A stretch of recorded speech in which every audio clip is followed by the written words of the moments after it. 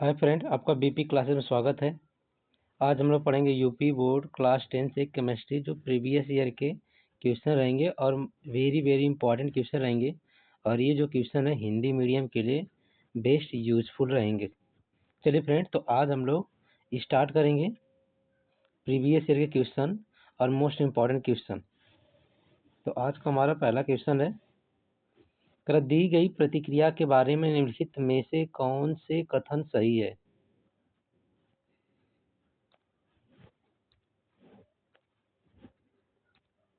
कौन से कथन सही है? देखिए, आपको Fe दिया, H2O रिएक्शन किया, यहाँ पे Fe3O4 बन गया और प्लस 4H2 बन गया। तो देखिए, यहाँ से पहले Fe से FeO में हमने मिला दिया यहाँ पे। तो यहाँ पर आपको दिखाई दे रहा होगा, यहाँ पे ऑक्सीजन ऐड हो गया। तो इस अभिक्रिया को हम लोग क्या बोलेंगे? ऑक्सीडेशन। ऑक्सीडेशन का मतलब हो गया ये ऑक्सीकृत हो रही है, ठीक है। और यहाँ पे हम लोग देखें ऑक्सीडेशन हो रहा, तो लौह धातु ऑक्सीकृत हो रही है। तो यहाँ पे हमारा क्या रहेगा? लौह धातु ऑक्सीकृत हो रही है। तो ऑक्सीकृत ऑक्सीडेशन हो रहा है, तो ऑक्सीकृत हो ही रहा है हमारा। अगर जल अपचयित हो रहा है, तो जल अपचयित होने का मतलब देखें H2 से H2 में कन्वर्ट हो गया। तो ये भी हमारा ऑप्शन करेक्ट हो गया, H2O H2 में कन्वर्ट हो गया। तो यहाँ पे क्या होगा? रिडक्शन। और जहाँ पे अगर हमारा रिडक्शन होता है उसी को हम लोग क्या बोलेंगे? यहाँ पे अपचयित हो रहा है। तो हमारे यहाँ पे फर्स्ट और सेकंड ऑप्शन करेक्ट हो गया। अगर जल अपचायक रूप कार्य कर रहा है, अपचायक के रूप में कार्य कर रहा है, तो यहाँ पे देखिए। और दूसरा जो जल अक्सीकारक के रूप में कार्य कर रहा है। तो यहाँ पे आपको ऑप्शन दिखाई दे रहा होगा, जल अपचायक के रूप में कार्य कर रहा है या जल अक्सीकारक के रूप में कार्य कर रहा है। तो यहाँ पे जल जो हो गया, यहाँ पे ऑक्सीजन के साथ यहाँ पे मतलब रिडक्शन हो रहा है। तो ये हमारा ऑक्सीकारक का रूप में कार्य कर रहा है। तो जल हो गया ऑक्सीकारक के रूप में कार्य कर रहा है। तो ऑप्शन नंबर हमारा कौन सा करेक्ट हो गया? फर्स्ट, सेकेंड और फोर्थ। यहाँ पे देखिए, ये भी हमारा करेक्ट, जल ऑक्सीकारक रूप में कार्य कर रहा है, लौह धातु ऑक्सीकृत हो रहा है और जल अपचयित हो रहा है। अभी तीनों मैंने बताया, तो इसलिए हमारा ऑप्शन नंबर थर्ड करेक्ट हो जाएगा, जिसमें दिया फर्स्ट, सेकेंड और फोर्थ। ठीक है फ्रेंड, तो हम लोग नेक्स्ट क्वेश्चन की बात कर लेंगे। तो क्वेश्चन नंबर सेकेंड आज का हमारा, निम्नलिखित में से कौन सी ऊष्माक्षेपी अभिक्रिया है? तो ऊष्माक्षेपी अभिक्रिया ऐसी अभिक्रिया जिसमें ऊष्मा क्या होती है? उत्सर्जित होती है।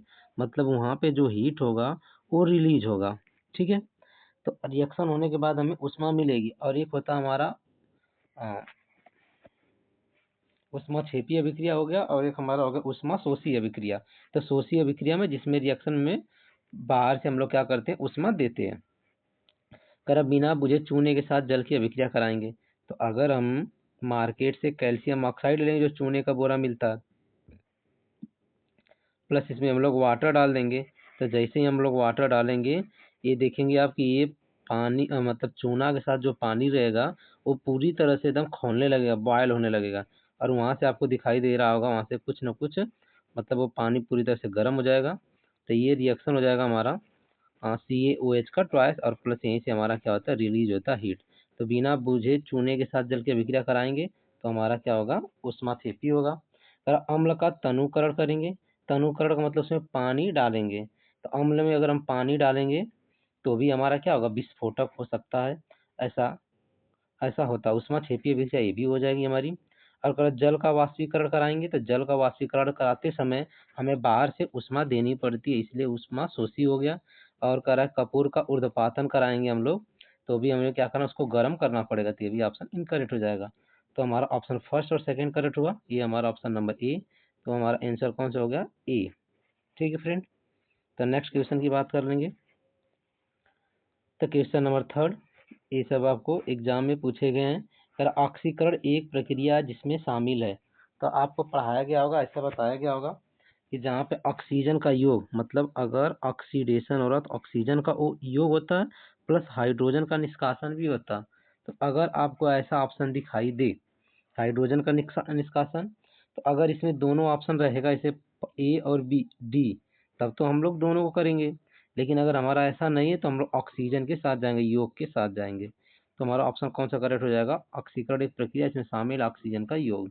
ठीक है फ्रेंड, अगर यहाँ पे ए करके ऐसे ऑप्शन दिया रहेगा कि मतलब फर्स्ट एंड सेकेंड, मतलब दोनों ऑप्शन ऐसे करके दिया रहेगा, तब हम लोग ऐसे वाले में टिक करेंगे देख के। अन्यथा अगर हमें ऐसा क्वेश्चन मिल गया सिर्फ इसी में से हमें आइडेंटिफाई करना हो, तो मोस्ट प्रोबेबल क्या होगा, जहाँ पर ऑक्सीजन ऐड होगा वो ऑक्सीकरण बोलेंगे हम लोग। ठीक है फ्रेंड। तो अगला क्वेश्चन, नेक्स्ट क्वेश्चन है अपचयन की प्रक्रिया में शामिल है। तो अपचयन की प्रक्रिया में शामिल है, तो ये भी वही बात है, अपचयन जहाँ पे कौन सा होगा, जहाँ पे हमारा हाइड्रोजन ऐड होता है उसको हम लोग क्या बोलते हैं, अपचयन बोलते हैं मोस्ट। और दूसरा होता है कि जहाँ पे ऑक्सीजन रिमूव होता है वो भी तो अपचयन ही होता है। तो किसके साथ जाएंगे, यहाँ पे ऐड के साथ जाएंगे हम लोग, मतलब हाइड्रोजन का योग के साथ जाएंगे हम लोग। ठीक है। यहाँ पे अगर ऐसे जैसे पिछला वाला क्वेश्चन था, अगर वैसे ही रहेगा तो ऐसे ही जाएंगे, नहीं तो ए करके ऐसे ऑप्शन दिया ए फर्स्ट और सेकंड, तब हम लोग दोनों को टिक करेंगे। ठीक है फ्रेंड। तो नेक्स्ट क्वेश्चन की बात कर लेंगे हम लोग, जो क्वेश्चन नंबर 5 आज का हमारा रहेगा। कह रहा है कि जल में हाइड्रोजन और ऑक्सीजन की मात्रा का अनुपात बताइए। चलिए जल में हाइड्रोजन और ऑक्सीजन की मात्रा की बात, अनुपात की बात कर लेंगे। तो इसका पहले फार्मूला क्या होता है हमारा, जल का H2O होता है, H2O, और हाइड्रोजन का एक एटॉमिक मास होता है। ठीक है। और इसके बाद यहाँ पर हो गया ऑक्सीजन का होता है 16। तो यहाँ पर देखेंगे 2 से कैंसिल कर दो, 2 एक कम 2, और यहाँ पे हो गया हमारा 8, 16 में 2 को भाग कर दें कितना हो जाएगा 8। तो कितना अनुपात होगा, 1:8 का। तो हाइड्रोजन और ऑक्सीजन की मात्रा का अनुपात है 1:8। तो देखिए यहाँ पे 1:8 का अनुपात हो गया हमारा। तो ऑप्शन नंबर हमारा डी करेक्ट होगा। अब नेक्स्ट क्वेश्चन की बात कर लेंगे। तो क्वेश्चन नंबर 6 है हमारा। क्वेश्चन नंबर 6 है, कह रहा कि मैग्नीज डाइऑक्साइड प्लस 4HCl, और इसके बाद यहाँ पे दिया हुआ आपको 2H2O प्लस Cl2। तो यहाँ पे एक रिएक्शन छूट गया है, यहाँ पे जो रहेगा यहाँ पे लिखा हुआ ना चाहिए हमें MnCl2। ठीक है फ्रेंड। तो ये रिएक्शन रहेगा यहाँ पे। कर उपरोक्त समीकरण में से ऑक्सीकृत पदार्थ की पहचान करना हमें। तो ऑक्सीकृत पदार्थ का पहचान करना है, तो पहले आप ये यहाँ पे रिएक्शन देख लेंगे हम लोग। ये रिएक्शन हमारा रहेगा ऐसे, MnO2। देखिए ये रिएक्शन हम लिख देते हैं यहाँ पे MnO2 प्लस 4HCl, 4HCl, फिर एरो बन गया हमारा, और यहाँ पे रहेगा हमारा MnCl2। यहाँ पे रहेगा हमारा Mn, चलो यम बन गया NCl2। ठीक है। प्लस फ्रेंड हमारा हो गया 2H2O, 2H2O हो गया, और प्लस यहाँ पे हो गया हमारा Cl2 हो गया। ठीक है फ्रेंड, ये Cl2 हो गया। तो कह रहा उपरोक्त समीकरण में से ऑक्सीकृत पदार्थ पहचानना हमें। तो ऑक्सीकृत का मतलब हो गया कि यह MnO2, देखिए ये MnO2 जो है ना, ये MnO2 से MnCl2 में कन्वर्ट हो गया। तो यहाँ पे ऑक्सीजन हमारा क्या हो गया, रिमूव हो गया। और जहाँ पे हमारा ऑक्सीजन रिमूव हो जाता है उसी को हम लोग बोलते हैं रिडक्शन। ठीक है। और रिडक्शन बोलेंगे तो मतलब ये हमारा क्या हो गया, रिडक्शन बोलेंगे तो इसको हम लोग ऑक्सीडाइजिंग एजेंट बोल देंगे हम लोग। और यहाँ पे देखिए HCl में से, यहाँ पे HCl में से आपका ये HCl से आप चाहे तो H2O के साथ मिला देंगे, यानी HCl को ऐसे मिला देंगे H2O के साथ। यहाँ पे देखिए ऑक्सीजन ऐड हो गया, और जहाँ पर ऑक्सीजन ऐड हो जाता है उसी को हम लोग बोलते हैं ऑक्सीडेशन। और जो तो ऑक्सीकृत पदार्थ की पहचान, ऑक्सीकृत कौन हो रहा है, 4HCl हो रहा है हमारा। तो HCl हमारा क्या हो जाए, ऑक्सीकृत हो रहा। और जबकि MnO2 हमारा क्या हो रहा है, यहाँ पे रिडक्शन हो रहा है तो अपचयित हो रहा है। ठीक है। तो ऑक्सीकृत पदार्थ कौन हो गया, HCl, option number B. Next question की बात करेंगे हम लोग। तो क्वेश्चन नंबर 7 हमारा रहेगा, एक पदार्थ X का उपयोग सफेदी में किया जाता है और इसे हवा की अनुपस्थिति में चूना पत्थर को गर्म करके प्राप्त किया जाता है। तो X को पहचानिए। कह एक पदार्थ X का उपयोग सफेदी में किया जाता है, तो ये सफेदी मतलब, और कह रहा है और इसे हवा की अनुपस्थिति में चूना पत्थर को गर्म करके प्राप्त किया जाता है। तो देखिए चूना पत्थर को गर्म कर लेंगे हम लोग। चूना पत्थर का फॉर्मूला होगा CaCO3। अब इसको अगर हम हीट करेंगे तो कन्फर्म है कि हमें क्या मिलेगा, CaO मिलेगा, और प्लस हमें क्या मिलेगा, CO2 मिलेगा। तो हवा की अनुपस्थिति में इसे बोलते हैं कैल्सिनेशन प्रोसेस। तो देखिए चूना पत्थर का फॉर्मूला हमारा यही होता है, इसे बोलते हैं लाइम स्टोन भी बोलते हैं, लाइम स्टोन। ठीक है। ये हमारा लाइम स्टोन के नाम से भी जाना जाता है।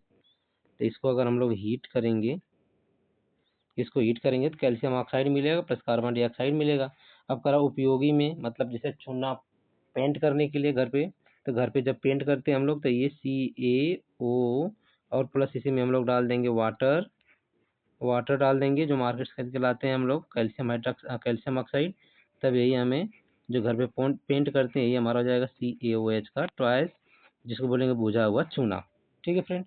और ये बुझा हुआ चूना जैसे हम पोत देंगे तो वायु से हमें क्या मिलेगा, कार्बन डाइऑक्साइड। अब ये कार्बन डाइऑक्साइड क्या करेगा, यहाँ पे इसके साथ रिएक्ट करेगा CO2, तो फिर से हमें यही बन जाएगा, यही पदार्थ बन जाएगा कैल्शियम कार्बोनेट। तो कौन सा पदार्थ है हमारा, तो ये पदार्थ हमारा होता है कैल्शियम ऑक्साइड। तो ऑप्शन नंबर C करेक्ट होगा, कैल्शियम ऑक्साइड। ठीक है फ्रेंड। तो नेक्स्ट क्वेश्चन की बात कर लेंगे, जो क्वेश्चन नंबर हमारा 8 रहेगा। जब Ag को हवा के संपर्क में लाया जाता है तो इस पर काली परत बन जाती है। तो काली परत जो बन जाएगी Ag, तो Ag क्या होता है, यहाँ पे रहेगा सिल्वर। ठीक है।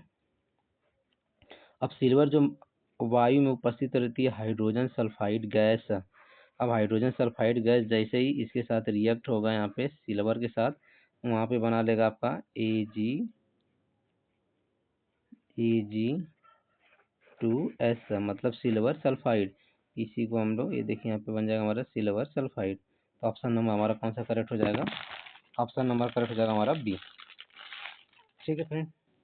तो नेक्स्ट क्वेश्चन की बात कर लेंगे हम लोग। तो क्वेश्चन नंबर हमारा रहेगा यहाँ पे क्वेश्चन नंबर 9। तो देखिए क्वेश्चन नंबर 9 हमारा है, जब पानी में बिजली प्रवाहित की जाती है तो किस प्रकार की रासायनिक प्रतिक्रिया होती है। ठीक है। तो जब पानी में बिजली प्रवाहित की जाएगी तो किस प्रकार की रासायनिक प्रतिक्रिया होगी। अब सोचो कि जैसे अगर ये हमारा H2O है, ठीक है। अब ये H2O हो गया, अब इसके ऊपर जैसे हम लोग इलेक्ट्रिसिटी फ्लो कराएंगे, ये इलेक्ट्रिसिटी मतलब विद्युत प्रवाहित कराएंगे हम लोग, इलेक्ट्रिसिटी। ठीक है फ्रेंड। तो इलेक्ट्रिसिटी फ्लो कराएंगे तो ये किस में कन्वर्ट हो गया, H2 में, और प्लस हमारा O2 गैस में कन्वर्ट, आयोनाइजेशन प्रोसेस होगा। तो हम लोग इसको बैलेंस कर लेंगे, तो यहाँ पे 2 से मल्टीप्लाई कर लेंगे। तो ये अभिक्रिया कौन सा कराएगी हमारी, ये अभिक्रिया देखो एक पदार्थ से दो पदार्थ में कन्वर्ट हो गई, तो ऐसी अभिक्रिया को हम लोग क्या बोलेंगे, यहाँ पे अपघटन बोलेंगे। क्या बोलेंगे, अपघटन। तो अपघटित हो जा रही है। तो ऑप्शन नंबर हमारा C करेक्ट होगा। चलिए क्वेश्चन नंबर 10 की बात कर लेंगे हम लोग। तो क्वेश्चन नंबर 10 हमारा है, वसा और तेल युक्त भोजन में मिलाया जाने वाला पदार्थ कहलाता है।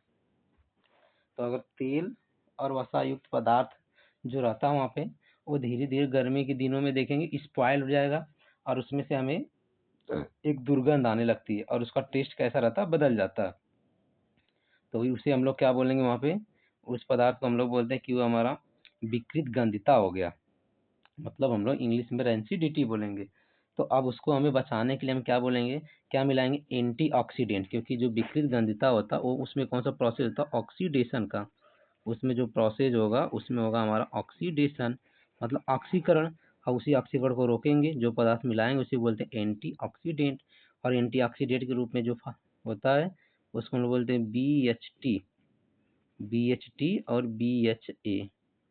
तो BHT मिला देंगे या तो BHA मिला देंगे, यानी कि ब्यूटिल हाइड्रॉक्सी टॉल्यूइन या ब्यूटिल हाइड्रॉक्सी एनिसोल, ये दो पदार्थ हम मिला देंगे। ठीक है फ्रेंड। तो नेक्स्ट क्वेश्चन की बात करेंगे। तो अगला क्वेश्चन हमारा है क्वेश्चन नंबर 11। अम्लीय शक्ति के संदर्भ में निम्नलिखित में से कौन सा सही बढ़ते क्रम में है। तो देखो जो अब इसमें हमें चेक करना है कौन सा बढ़ते हुए क्रम में है। तो जो वाटर होता है H2O, जिसका फार्मूला रहेगा हमारा H2O, ये न्यूट्रल होता है, तो इसका pH वैल्यू क्या रहेगा, 7 रहेगा। अब कह रहा है कि अम्लीय शक्ति के साथ निम्नलिखित में से कौन सा बढ़ते क्रम में है। तो pH वैल्यू अगर ज़्यादा रहेगा तो अम्लता उससे क्या होगी, कम होगी। लेकिन यहाँ पे शक्ति के बढ़ते हुए क्रम में है, तो जिसका pH वैल्यू कम रहेगा वो उतना ही ज़्यादा क्या रहेगा, वहाँ पे पावरफुल रहेगा। एसिटिक एसिड की बात कर लेंगे, ये एसिटिक एसिड है। तो ये एसिटिक एसिड जो होता है CH3COOH, ये एसिड है, लेकिन इसका जो अप्रॉक्सीमेट pH वैल्यू की बात कर लेंगे तो इसका pH वैल्यू लगभग 5 के बराबर होता है, 5 या 6 के बराबर। मतलब ये हमारा दुर्बल अम्ल होता है। और जबकि हाइड्रोक्लोरिक एसिड की बात कर लेंगे HCl, तो इसका लगभग 1 pH वैल्यू के बराबर होता है। तो जिसका pH वैल्यू कम वो ज़्यादा अम्लीय होगा, तो ऑप्शन नंबर हमारा ए करेक्ट हो जाएगा। ठीक है, तो पानी, एसिटिक एसिड और हाइड्रोक्लोरिक अम्ल। ठीक है, ये बढ़ता हुआ क्रम है। अगला क्वेश्चन की बात कर लेंगे। तो क्वेश्चन नंबर 12 हमारा है, निम्नलिखित में से किस लवण में क्रिस्टलीकरण जल नहीं होता है? तो क्रिस्टलीकरण जल नहीं होता। चलिए नीला विट्रायल की बात कर लेंगे, तो इसका जो फार्मूला रहेगा ना, CuSO4 इंटू 5H2O। तो देखो फ्रेंड, इस वाले फार्मूले में तो हमें तो यहाँ पे वाटर का मॉलिक्यूल दिख गया, मतलब ये इसमें हमें कह रहा कि नहीं होता है, ये नहीं वर्ड दिया मतलब इसमें होता है। बेकिंग सोडा, तो बेकिंग सोडा को जो फार्मूला रहेगा NaHCO3, इसी में नहीं होता, इसमें वाटर मॉलिक्यूल नहीं होता। ठीक है फ्रेंड, तो ऑप्शन नंबर हमारा बी करेक्ट होगा। वॉशिंग सोडा में, तो वॉशिंग सोडा का फार्मूला हमारा होता है Na2CO3 इंटू 10H2O, तो यहाँ पे हमने लिख दिया 10H2O। ठीक है फ्रेंड, 10H2O। और जिप्सन में भी हमारा 2H2O होता है, तो इसलिए ऑप्शन नंबर ए और ये दोनों रॉन्ग रहेंगे, ऑप्शन नंबर बी करेक्ट होगा।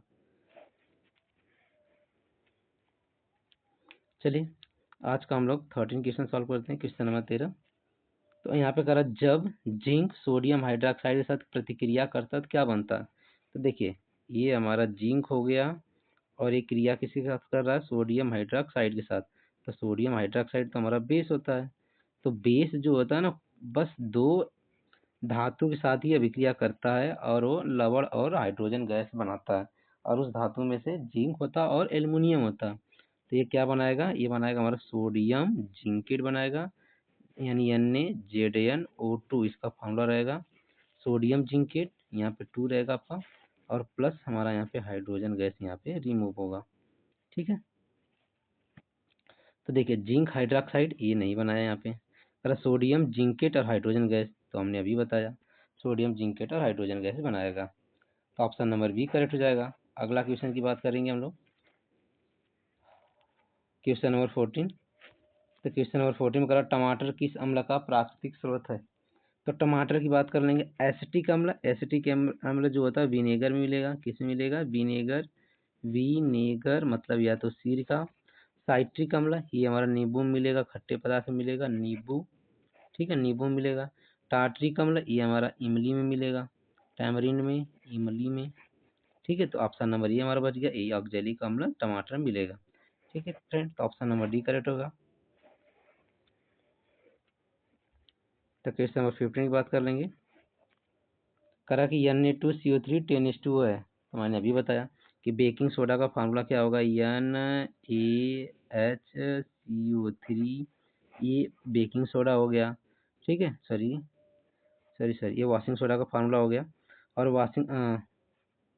सॉरी ये बेकिंग सोडा का फार्मूला हो गया, और वॉशिंग सोडा का जो फार्मूला होता है ना, धोने वाला सोडा, ये यही पे रहेगा करेक्ट, मतलब ऑप्शन नंबर ए करेक्ट हो जाएगा हमारा। ठीक है, ब्लीचिंग पाउडर के फार्मूला की बात कर लेंगे, तो CaOCl2 हो जाएगा, नोट कर लेंगे आप, और ये टार्ट्रिक एसिड है। ठीक है, तो ऑप्शन नंबर हमारा कौन सा करेक्ट होगा, ऑप्शन नंबर ये, बाकी सब हमारा ये रॉन्ग हो जाएगा। ठीक है, तो नेक्स्ट क्वेश्चन, क्वेश्चन नंबर 16 की बात कर लेंगे। तो क्वेश्चन नंबर 16 में हमारा दिया, वहाँ पे प्लास्टर ऑफ पेरिस बनाने के लिए जिप्सम को किस तापमान पर गर्म किया जाता है?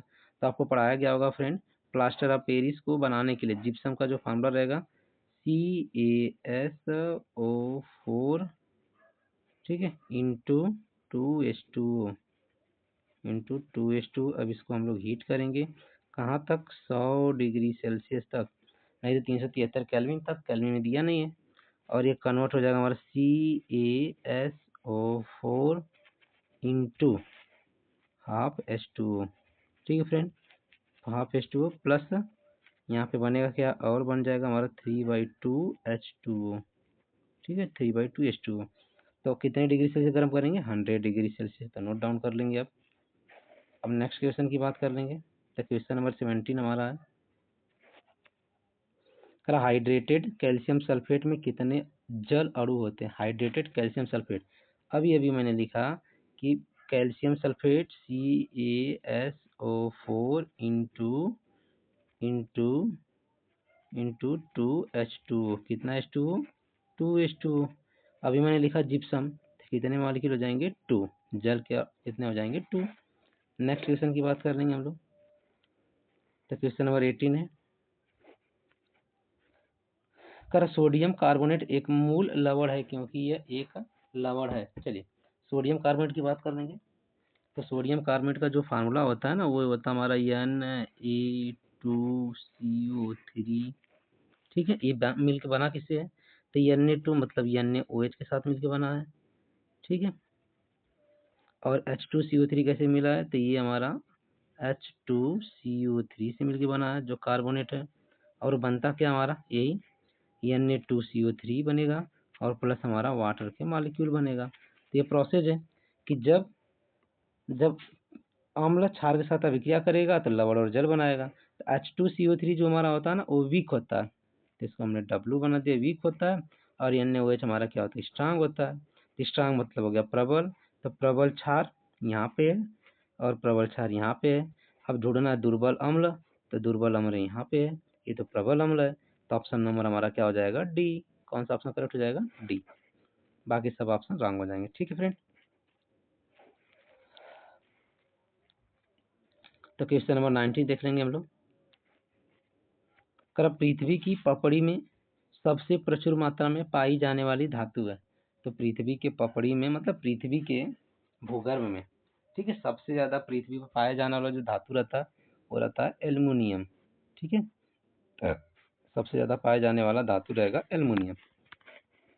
नेक्स्ट क्वेश्चन की बात कर लेंगे हम लोग। तो नेक्स्ट मतलब क्वेश्चन नंबर 20 और आज का हमारा लास्ट क्वेश्चन है 20। ठीक है फ्रेंड, तो कह रहा धातुओं में ऊष्मा का सबसे खराब सुचालक कौन सा है? भाई धातुओं में ऊष्मा का सबसे खराब सुचालक मतलब इलेक्ट्रिसिटी फ्लो करती नहीं है। सोडियम में करेगा, कैल्शियम में करेगा, पारा में करेगा, ये सीसा में नहीं करेगा। तो हमें तो कह रहा ना सबसे खराब, खराब का मतलब हो गया नहीं करेगा। ठीक है, तो ऑप्शन नंबर कौन सा करेक्ट होगा? सीसा। और वैसे भी जो हमारा सोडियम और कैल्शियम होते हैं, ये सबसे सॉफ्ट मुलायम धातु होते हैं और इनका बॉइलिंग पॉइंट सबसे कम होता है। और जबकि पूरे इस धातु में से जो हमारा पारा होता है, यही हमें किस स्टेट मिलेगा? लिक्विड स्टेट में मिलेगा फ्रेंड। ठीक है, तो आज के लिए हमारा इतना ही क्वेश्चन था, क्वेश्चन नंबर 20। तो आई होप, मुझे आशा है कि आप लोगों को ये क्वेश्चन अच्छा लगा होगा और आपको समझ में आया होगा और ये आपके लिए बहुत ही बहुत हेल्पफुल रहेगा। तो thank you for watching dear student. अगर आपको ये अच्छा लगा तो आप सब्सक्राइब करेंगे और शेयर करेंगे। ठीक है, तो आपके लिए और नेक्स्ट वीडियो बहुत जल्दी अपलोड किया जाएगा फ्रेंड। तो आज के लिए धन्यवाद और पूरा वीडियो देखने के लिए थैंक यू वंस अगेन। ठीक है।